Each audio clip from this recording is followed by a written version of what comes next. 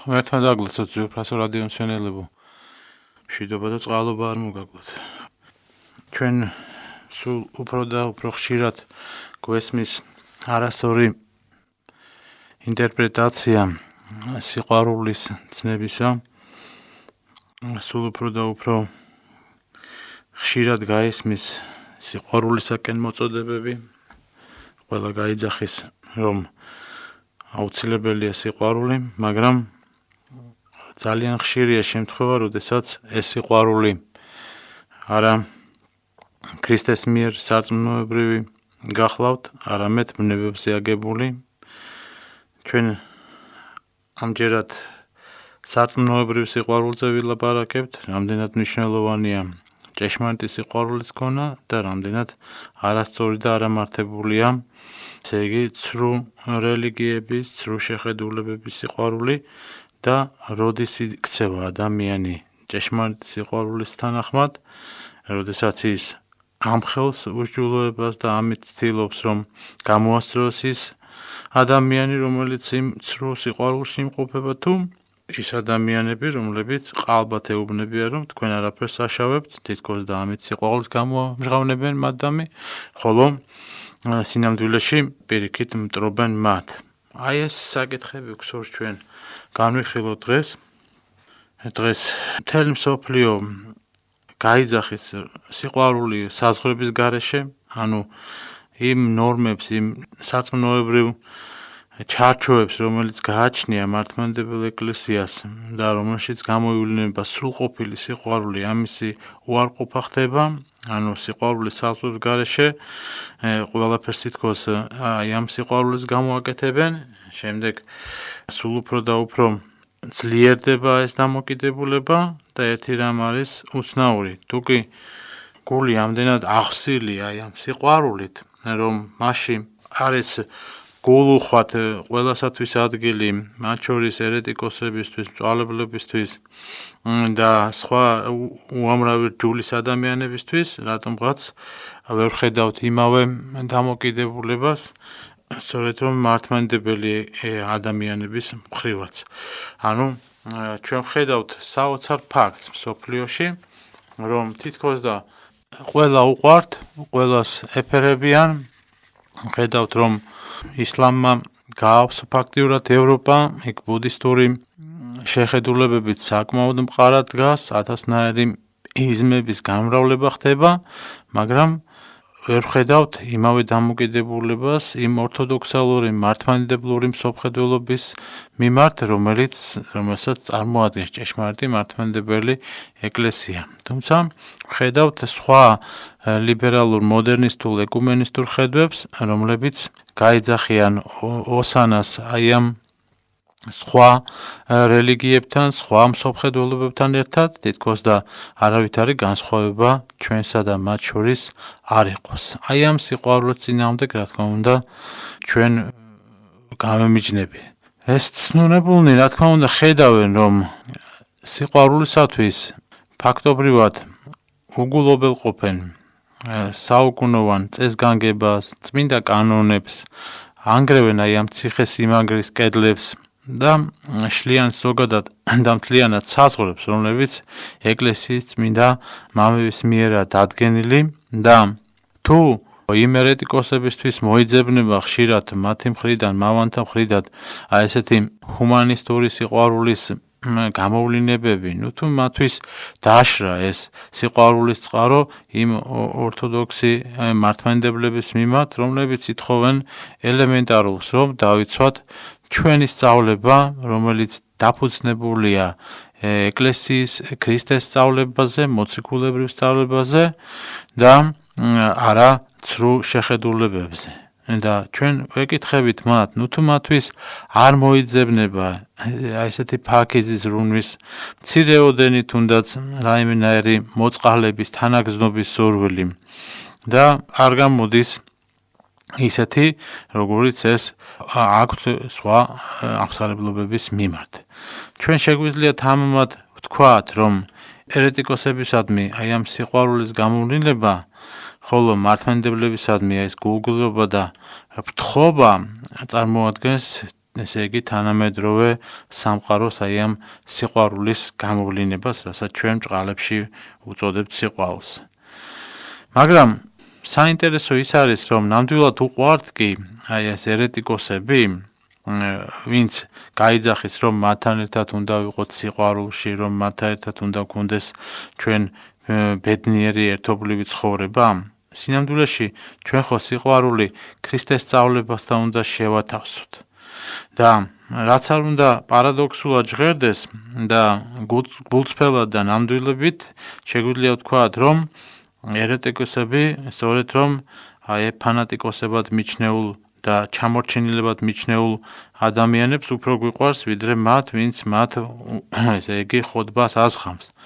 და ვინც ამბობს, რომ სამხილებელი, ჭეშმარიტი მხილება უნდა მოხდეს. ეს სწორედ რომ სიყვარულისა გამო და ამას კარგად ხედავ ჩვენ იაკობ მოციქულის სიტყვებში, როდესაც ის ბრძანებს, რომ მიწიერი, მშვენიერი, ეშმაკეულია ის სიყვარული, რომელიც მოედინება აი ამ პათოსით, ვის უყვარს ჭეშმარიტად სნეულებაში მყოფნი, მათ ვინც, რა თქმა უნდა, რომლებიც ეუბნება, რომ შენ არ ახარ ჯამთელ სხეულში, შენ გჭირდება კურნება და პირიქით, ვინც ეუბნება, რომ შენ ჯამთელი ხარ და რაღა გინდაო, რითაც კიდევ უფრო, რა თქმა უნდა, ამძიმებენ აი ამ ავადმყოფობას და იწვევს ადრეულ სიკვდილს. თუ ის, ვინც მიუთითებს აი ამ სნეულებაზე და აუგზავნოს, მანვე შეიძლება საკვების ჭამაც აუგზავნოს. როდესაც ჩვენ ვეუბნებით აი ამ ერეტიკოსებს, რომ ისინი სახიფათო გზით დადიან, იმის იმედი გვაქვს, რომ გავაღვივეთ მათში აი ამ დაძინებულ სინდის და მისწრაფებას ერთიანი ჭეშმარიტებისაკენ და ვინც აი ამას არ აკეთებს, ისინი რა თქმა უნდა არა სიყვარულს, არამედ დათურ სამსახურს უწევენ მათ. და კარგად ბრძანა ესაია წინასწარმეტყველმა, რომ ჩემო ერო შენმა მეგზურებმა დაგაბნიე შენ და გზაკვალი აგერიესო, ჭეშმარიტად აი ესეთი მდგომარეობაში იმყოფებიან ისინი. საინტერესოა, რომ რომელი არამართმადებელი მოაქციეს აი ასეთი სიყვარულის კიშინით მართლმადიდებლობას. ჩვენ შეგვიძლია ვთქვათ, რომ თუ ადამიანს არ გააგებინე რა არის ჭეშმარიტება, რომ ჭეშმარიტება არსებობს ერთადერთი, რომ ის არის მართლმადიდებელ ეკლესიაში, თუ აი ესეთი დამოკიდებულებით არ მოვაკიდებით საკითხს და ვამბობთ, რომ დაუშვათ ყველგან არის, ყველა კონფესიაში შეიძლება მოიძებნოს ჭეშმარიტება, ყოველ შემთხვევაში ჭეშმარიტების ნაპერწკლები რაღაცა და ნაწილობრივ მადლზე საუბრობენ ყველგან და თითქოს და ყველა ერთად შემდეგ ავსებს ერთმანეთს. აი ასეთ სიყვარულს ჩვენ რა თქმა უნდა ვერას გზით ვერ მივიღებთ და პირიქით ვერც ვერავის ვერ მოვაქცევთ ჩვენ ჭეშმარიტ სარწმუნოებაზე. და ადამიანები, რომლებიც ამბობენ, რომ მტკიცეთ ამბობენ, რომ ნამდვილად რა არის ჭეშმარიტება, ასეთმა ადამიანებმა შეიძლება უფრო მეტი მოაქციონ ნამდვილად და ასეთი ფაქტები არაერთია დღესაც შეინიშნება ევროპასა თუ სხვა ქვეყნებში. სწორედ რომ აი ამ ფანატიკოსებად მიჩნეულ ადამიანები, რომლებიც გულწრფელად აღიარებენ თავის სარწმუნოებას, მათი გულხურვალე რწმენის შედეგად ადამიანი შეიძლება მოაქციოს სხვა ადამიანი.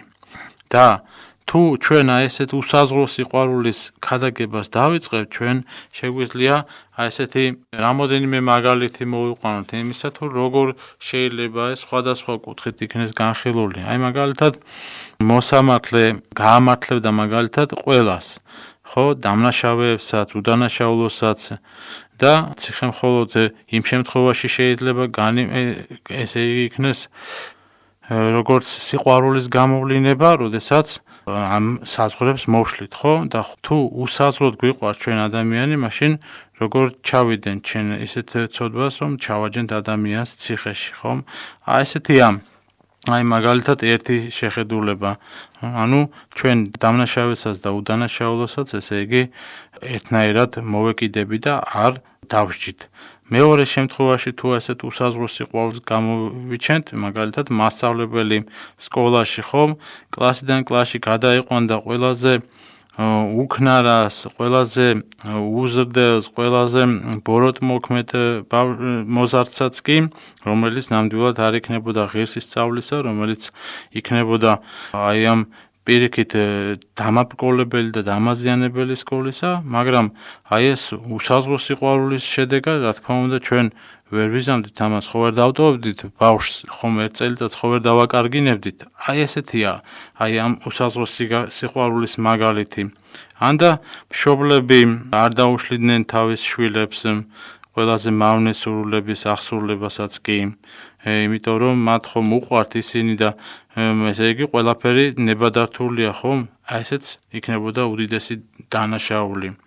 ავიღოთ აი ქორწინებამდელი თანაცხოვრება და ესეც იქნებოდა მაშინ ეკლესიის მიერ დადგენილი და მიღებული და გათავისებული, იმიტომ რომ ეხლა რამდენი ხანი უნდა ელოდოს, ხო?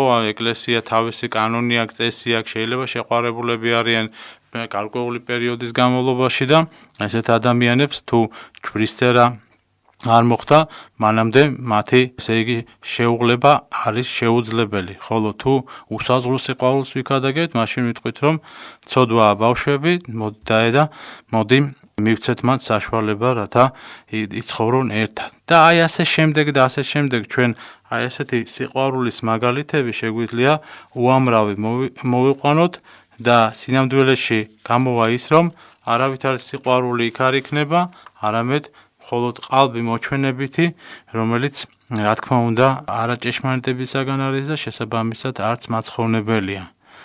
აი ეს ჭეშმარიტებისადმი, ეს გულგრილი დამოკიდებულების მქონე ესეთი ადამიანებისადმი საოცარი მიდგომის მაგალითები ჩვენ თავად წმინდა წერილში პოულობთ მაცხოვრის იესო ქრისტეს მიერ იქნა ეს საკითხი სერიოზულად წარმოდგენილი, როდესაც ჩვენ ვკითხულობთ მაგალითად ღვთაებრივი ევქარისტიის საიდუმლოს შესახებ, როდესაც მოგვითხრობს მაცხოვარი იოანე მახარებლის მე-6 თავში არის აქ საუბარი, ჩვენ გვასწავლის, რომ გონებისათვის მიუწვდომელ ჭეშმარიტებას ზოგიერთი გულქვამსმენელი ვერ წვდებოდა აი ამ ჭეშმარიტებას და პირდაპირ წერია სახარებაში, რომ მწუხარებით, აღსილებით დატოვეს მაცხოვარი.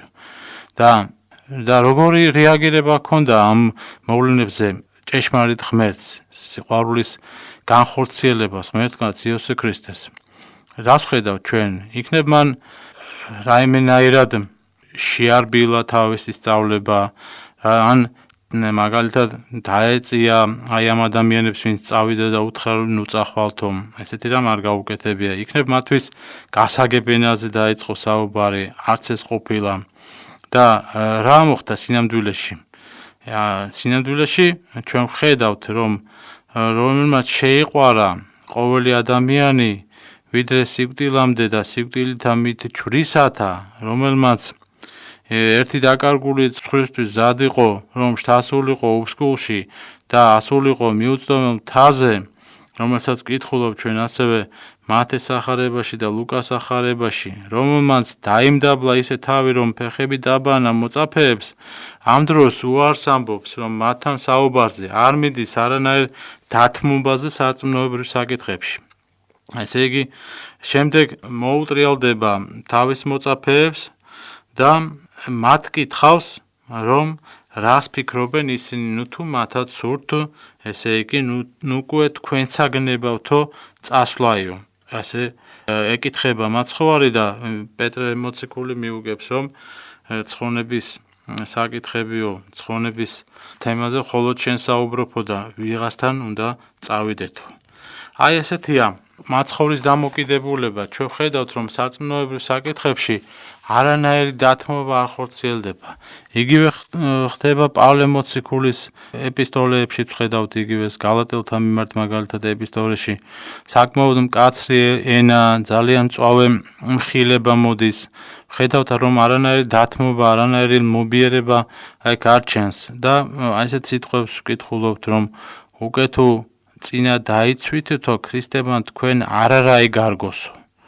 მე ვკითხულობთ რომ მეშინის მე თქვენთვის უკვე ცუდად დავშვერი მე თქვენდა მიმართ და ვინ ამბობს ამას პავლე ხო ქრისტეს ბაგეებს უწოდებდნენ მას რომელმაც ყველას სიყვარულის მოციქულია და ასევე უდიდესი მოშურნეობით ახსილი მქადაგებელი და რა იყო მიზეზი აი ასეთი სიტყვებისა გალატელებს ესე იგი უთანხმოება იყო იქ ხომ და წინადაცვეთა ანუ დროებითი მოქმედების დადგენილებაზე იყო საუბარი მაგრამ მაინც ღვთაებრივი დადგენილება იყო ხომ და არა ეშმაკისეული იყო წინადაცვეთა ჯულში მოცემული და შემდეგ ეს ჯული იცვლება მაგრამ ნახეთ რას ამბობს პავლე მოციქული რომ არამედ რაღაცა თუ ჩვენ გინა თუ ანგელოზის ზეცი გახარებდეს გარეშე მისა რომელიგი გახარეთ თქვენ შეჩვენებულ იყავნ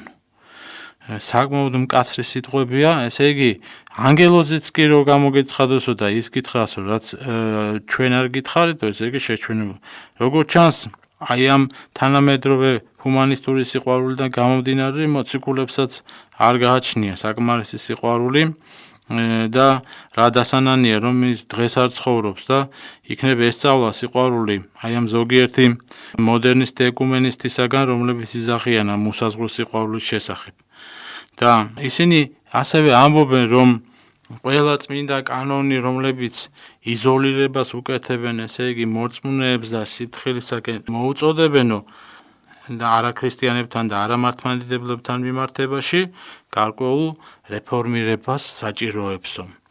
ესე იგი ეკლესია ვერ გაექცევაო მსოფლიოსთან შერწყმას თუ მას ნამდვილად სურს მისი მოპოვებაო და ამიტომაც ესე იგი შემდეგი კანონები როგორებიც არის მაგალითად მოციქულთა 45 კანონი რომელიც გძალავს ერეტიკოსებთან ერთობლივ ლოცვას და კიდევ უფრო არა თანამედროვეა მოციქულთა 56 კანონიც რომელიც ერეტიკოსების სამლოცველოსა და იუდეურ სინაგოგაში შესვლასაც კი გძალავს თურმე ეს კანონები ყოფილა მიუღებელი თანამედროვე მსოფლიოსათვის იმიტომ რომ ესენი მტრულად განწყობილად ითვლება მათთვის ვინც ესე იგი საყოველთაო სიყვარულს უსაზღვრო სიყვარულს გადაგებს და ჩვენ უნდა გვახსოვდეს რომ ხსენებული კანონები არის სხვა არაფერი თუ არა პასუხი უფლის ჭეშმარიტების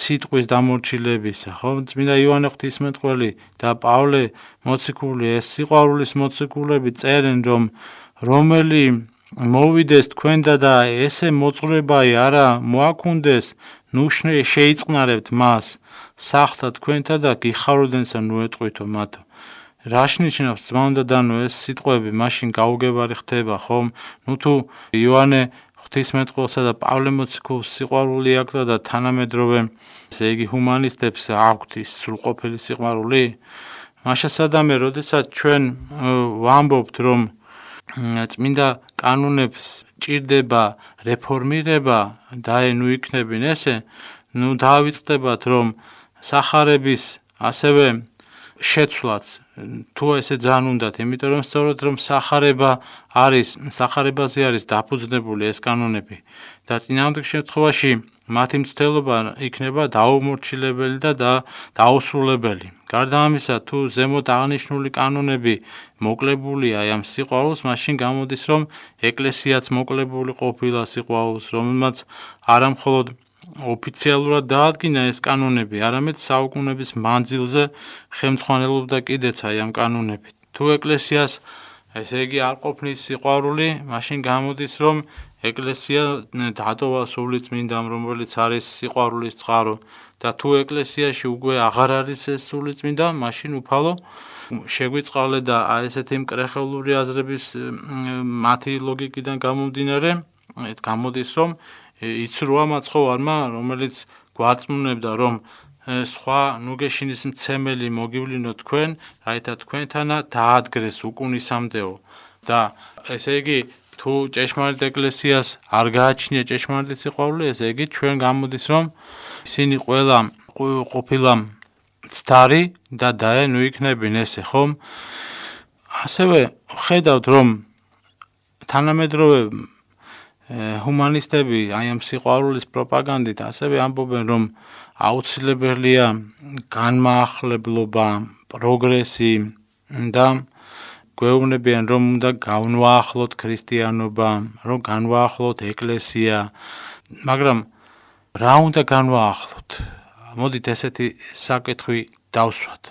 განახლება იმას ჭირდება, რაც არასრულყოფილია და რაც განვითარება საჭიროებს, მაგრამ რაც დროებითია და მაგრამ როდესაც საუბარია ეკლესიაზე, რომელიც მაცხოვარმა დაარსა და ბრძანა, რომ კლდესაზე და ავაშენო ეკლესიაჩები და ბჭენი ჯოჯოხეთისანი ვერ ერეოდიანო მასო, აქ რა განმაახლებლობაზე შეიძლება იყოს საუბარი, რა შეცვლებზე შეიძლება იყოს საუბარი. ეკლესია როგორც დოგმატი და მადლი და რწმენა და ყველაზე წმინდა ცხოვრება, რა თქმა უნდა, ყველანაირ პროგრესსა და დროებაზე აღმატებულია და როგორ უნდა განვითარდეს და სრულყოფილება როგორ უნდა მიიღოს მან.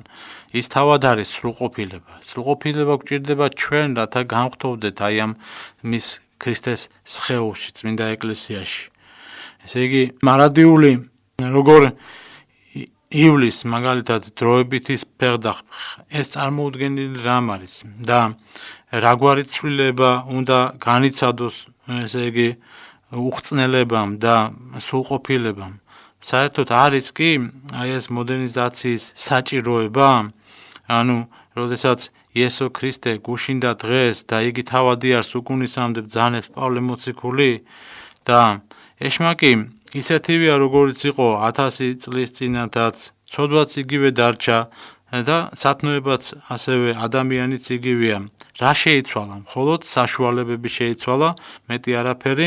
ძველ დროში ბოროტმოქმედები თუ ესე იგი კეტებითა და מחვილებით კლავდნენ ადამიანებს, დღეს თანამედროვე იარაღის საშუალებით მთელი ერების ამოხოცვა შესაძლებელი. მაგრამ არსი ხომ იგივე რჩება, ხომ? არსი არის მკვლელობა და არსებობს კი აი ამ ბოროტმოქმედება ან სათნოება მე-20 საუკუნეში, ან 21 საუკუნეში მოგონილი, რომლის შესახებაც არავინ იცოდეს მანამდე? არავინა ესეთი და ჩვენ ძმანო და უნდა ვიცოდეთ, რომ არავითარ შემთხვევაში არ ვებრძვით ჯანსაღ პროგრესს და განვითარებას და ვინა იმის წინააღმდეგ, რომ მებრძოლმა ხილულმა ეკლესიამ გამოიყენოს თანამედროვე ტექნიკური საშუალებები, მაგალითად იგივე რადიო, ტელევიზია, სახარების გადაგებისთვის გნებავთ კომპიუტერი და სხვა მასმედიის საშუალებები, ჟურნალ-გაზეთები, ჩვენ პირიქით ამას ყველაფერს საკმაოდ მოხერხებულადაც ვიყენებთ და პირიქით ვამბობთ, რომ ეს გადაგებისთვის ეს საშუალებები გამოსაყენებელია და თუ ეს ქრისტიანობა, ისეთი ქრისტიანობა, როგორც გვესმის და არ არის ის მისაღები მათთვის და საჭიროებს, ესე იგი, ახალ ქრისტიანობას, რომელიც მთლიანად თურმე ბაზირებული იქნება ახალ კონცეფციებზე, ახალ პირობებზე და ახალ პროგრესზე, ჩვენ რა თქმა უნდა განვემიჯნოთ აი ესეთ სწავლებას, აი ესეთ მიდგომას, ჩვენთვის ჭეშმარიტება არის ყველაზე ძვირფასი და აი ამ საფუძვლებზე უნდა იყოს აგებული ეკლესიაც. მართლმადიდებელი ეკლესია, რომელიც ხაღადებს ხშირად კალამით და ქაღალდით, სისხლით, ცრემლით, ხო, გნებავთ ტიპოგრაფიით, რადიოთი, ტელევიზიით, კომპიუტერით, უკვე კოსმოსური თანამგზავრითაც კი შეიძლება ამის გაკეთება.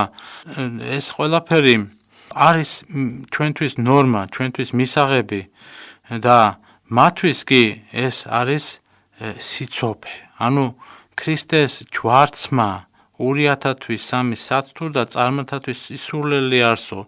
ასე ამბობს, ესე იგი, წმინდა წერილი პავლე მოციქულის ბაგეებით, ხოლო ვინც აი ამ კანონის თანახმად მოექცევიან, მშვიდობა მათ ზედა და წყალობა ისრაელსა ზედა ღვთისასაო ამბობს. და რატომ გვაოცებს ჩვენ ესეთი მსგავსი განცხადებები, რაც არის ადამიანის გულში? ის არის გადმოდინებულიც, ხომ? ამას ბრძანებს წმინდა წერილი, რამე თუ თქვენ უკეთურნი ხართ, რამე თუ ნამეტნავისაგან გულისა პირი იტყვისო. და აი ეს გათამამებული, განაზებული ადამიანები, რომლებიც აი ამ ფეშენელურ სასტუმროებში ცხოვრობენ, სიუხვესა, სიამტკბილობაში, უხვის აკვებითა და მამებელი მუსიკით და ესეთი ადამიანები ცხადია, მათ სურთ ეს ახალი ქრისტიანობა და მათთვის მიუღებელია ის მეთევზეთა ქრისტიანობა, ანუ სახარებისეული სიგლახაკე, ჯვრის ტვირთვა, ეს ყველაფერი სისულელია მათთვის და რაც უფრო დრო გადის, ჩვენ მით უფრო მკაფიოდ ხედავთ, რომ თანამედროვე სამყარო სულ უფრო მიუღებელი ხდება მათთვის ის რაც არის უდაო ჭეშმარიტება. დღეს არსებული ყოველი ქრისტიანული კონფესიების გაერთიანების ცდელობებზეა უკვე ლაპარაკი და იმის ცდილობაზე რომ აღდგება ერთი ყველაფერი დასრულდება იმით რომ ყოველივე აი ერთი ადამიანის ანუ ანტიქრისტეს მეუფების ქვეშ მოექცევა, რაც არის საბოლოო მიზანი აი ამ სიყვარულის სახილისა, რომელიც არავითარ შემთხვევაში არაფერი საერთო მას ჭეშმარიტ სიყვარულთან არ გააჩნია. ჩვენ გვეუბნებიან რომ უნდა აღვადგინოთ ის ძველი ურთიერთობები, ძველი სიყვარული, რომელიც ქონდა ერეტიკოსებთან, მაგრამ ჩვენ ხომ არ დაგვიტოვებია ეკლესია, თავად დატოვეს რა უნდა აღვადგინოთ, რაც უკვე აღარ არსებობს, გაქვს რა? ამის აღორძინება მხოლოდ იმ შემთხვევაში არის შესაძლებელი, თუ ისინი თავად ინებებენ ეკლესიის სიყვარულში ყოფნას, ქრისტეს სხეულში ყოფნას. და თუ ამას არ გააკეთებენ, მაშინ არც საერთო ქონიათ მათ, მაგრამ დღეს ასეთი თეზაა შემოგდებული, რომ ერთი წმინდა კათოლიკე და სამოციქულო ეკლესია თითქოს და გაქრა და კვლავ საჭიროებს აღდგენას. აი ესეთია მოდერნისტული ხედვები, მაშინ გამოდის, რომ ყოველდღიურად ვცრუობთ, როდესაც წამში ვამბობ ჩვენ, რომ ერთი წმინდა კათოლიკე სამოციქულო ეკლესია არსებობს და ვაღიარებთ ამას, თუ ამაოდ ბრძანა მაცხოვარმა, რომ ჭენი ჯოჯოხეთისანი ვერ მორევიან მასო და დაეგმოს ესეთი ღვთისგმობა და ჩვენ უნდა ვიცოდეთ, რომ ერთი წმინდა კათოლიკე და სამოციქულო ეკლესია არ საჭიროებს კვლავ აღდგენას, იმიტომ რომ ის არასდროს გამქრალა, არასდროს არ შეუწყვეტია თავისი არსებობა. ის სულთმოფენობას დაფუძნებულია და მას შემდეგ განუწყვეტლივ არსებობს, ცოცხლობს, მოქმედებს, ანათლებს, ათბობს ადამიანის გულებს, კვებავს, განწმენს, ზეცად აყავს ადამიანი, ღვთისმადლს იფენს მას და ღვთისმადლით და ჩვენ ვეკუთვნით აი ამ ეკლესიას და ყველას მისკენ უნდა მოუწოდებდეთ და ამას ვაკეთებთ კიდეც. და გიხილავთ სადმე აი მაგალითად რომ აი ამ ჭეშმარიტებისადმი დამორჩილება სხვა ერეტიკულ სხვა ქრისტიანულ კონფესიებში ვერაფერს მსგავს ვერ ვხედავ ჩვენ. აი მაგალითად სადმე ნათქვამია რომ თუ გინდა მცირეოდენი ნიშანი იმისა, რომ აი პაპისტური ცდობილებების დათმობისა და განსაკუთრებულად პაპის პირველობის და უცდომელობის საკითხის შესახებ ჩვენ ვერაფერს ვხედავთ მსგავს, იმიტომ რომ პირიქით ვხედავთ, რომ უფრო მკაცრად და უფრო მტკიცედ ანვითარებენ ისინი თავის საშინელ მსოფლმხედველობას. აი პირდაპირ ამბობს კრებები, ვატიკანის მეორე კრება მაგალითად, რომ კრების გადაწყვეტილება მხოლოდ პაპის დადასტურების შემდეგ შედის ძალაში, რომ რომაულ-კათოლიკური ეკლესია თავის უძველესი გზით აგრძელებს არსებობას და არანაირ რეფორმაციას არ საჭიროებს, რომ არსებობს მხოლოდ ერთი სამწყსო მსოფლიო და ერთი მწყემსი პაპი და თურმე ჩვენ გამოვდივართ, რომ აი ამ ერთი პაპისტურ სამწყსოში ვიმყოფებით და ისინი თავად არ ცვლიან ამას და რატომღაც ჩვენ გვეუბნებიან, რომ მართლმადიდებლობა უნდა შეიცვალოს და ეს არის აუცილებელი სიყვარულისთვისო. მაგრამ ქრისტეს შობის ეპოქიდან დღემდე ხედავთ ჩვენ რომ მრავალი სხვადასხვაგვარი ერესი იყო არსებობდა მართლმადიდებლობის გვერდით და არც ერთი მათგანი არ ამბობდა რომ ყველა რელიგია ღმერთსა და ადამიანს ემსახურებაო. ჩვენ ხედავთ, რა თქმა უნდა, მართლმადიდებლობა ყოველთვის იდგა ჭეშმარიტ გზაზე, მაგრამ არც ერეტიკოსები ამბობდნენ, რომ სხვა ამხსარებლობაში არის ჭეშმარიტება. ეს სიცრუე ჩვენი თანამედროვე ეპოქის, აი ამ ბოლო საუკუნეების გამოვლინება უფრო გახლავთ, ვიდრე ადრინდელი სულისკვეთება, იმიტომ რომ ადამიანისათვის, თანამედროვე ადამიანისათვის მიუღებელია მართლმადიდებლური დოგმატები, რომ ჭეშმარიტება მხოლოდ მართლმადიდებლობაშია. და დღეს ამბობენ ასეთ რამეს, რომ სოფლიო ესე იგი კრიზისია და ძლიერ ბობოქრობს ეს კრიზისი, ხოლო ეკლესია ეს ათასწლოვანი კიდობანი, რომელიც თავის თავში მოიცავს ამ აღმოსავლეთსა და დასავლეთს, სახიფათოდ ეხეთქება თუნმე აი ამ განზურალებულ ტალღებსო. და ჩვენ შევახსენებთ აი ამ ადამიანებს, რომ ვეუბნებით მათ, რომ როგორც ჩანს ეკლესია მათ საერო დაწესებულება გონიათ და მაგრამ ეკლესია თავის არში არ მოიცავს მხოლოდ ზოგადად კულტურას, ან არ შემოიფარგლება აი ამ კულტურული ღონისძიებები და ჰუმანიზმით. ეკლესია თავის თავში ზეციურ ჭეშმარიტებას, ქრისტეს ეკლესიას წარმოადგენს, განწმენდელ მაცხოვნებელ მადლს და რა თქმა უნდა, ის უნდა იყოს აი ამ აბობოქრებულ ზღვაში, მაგრამ მაშია მისი სიდიადე და რომ ხომალდის გრევას ის არ განიცდის, იმიტომ რომ ეს არის ურყევი, მას ის ქრისტეს სწავლებაზეა დაფუძნებული. ჩვენი მოწოდება იქნება შემდეგი, რომ აი ამ ეკუმენისტურ ხედვებს არც ეკლესიის მრევლი, არც ეკლესიის მოძღვრები არასდროს ჩვენთან არ გაიზიარებენ კანტიკუნთა გამოვლინებების მიუხედავად, შეიძლება იყოს ეს, რასაც დღეს თანამედროვე მსოფლიო სულ გვიკიშინებს და ცდილობს რაიმენაირად შევცვალოთ ჩვენი გეზი. ჩვენ პირიქით მოუწოდებთ მათ და განმეორდებით, რომ თუ კიდევ განაგრძნობენ აი ამ მიმართულებით ჩვენდამი კიჟინს, ჩვენ შევეპასუხებით მათ, ვეტყვით, რომ ვიმყოფებით ჭეშმარიტებაში და არანაირი ცვლილება აი ამ ყალბის სიყვარულისთვის არ შეიძლება იყოს მისაღები.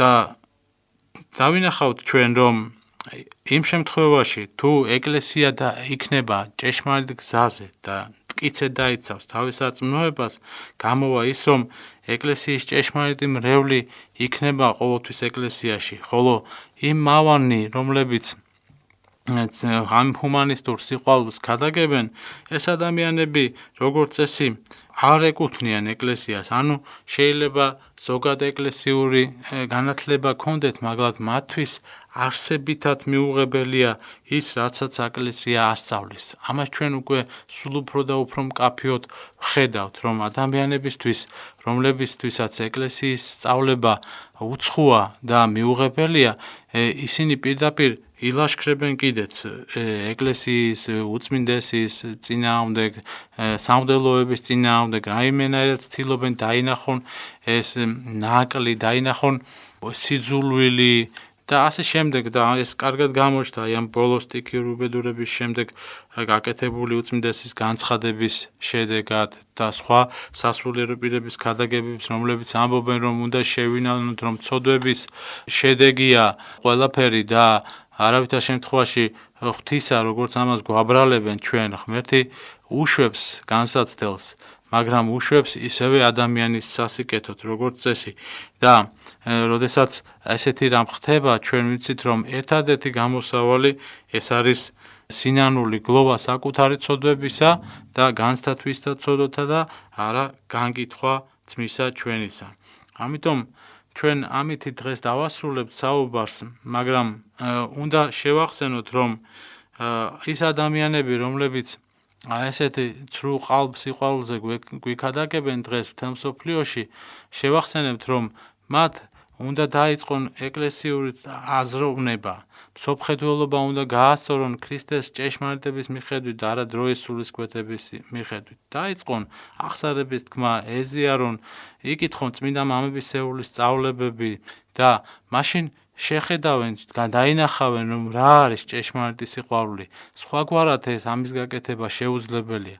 როდესაც არ იცი, არ ცოდნა, ამ შემთხვევაში ცოდვა და თან უდიდესი ცოდვა და სიბრმავე, რომელიც დაყუპავს ადამიანს. ღმერთმა დაგლოცოს და წყალობა და კურთხევა არ მოგვაკლოს. ამინ.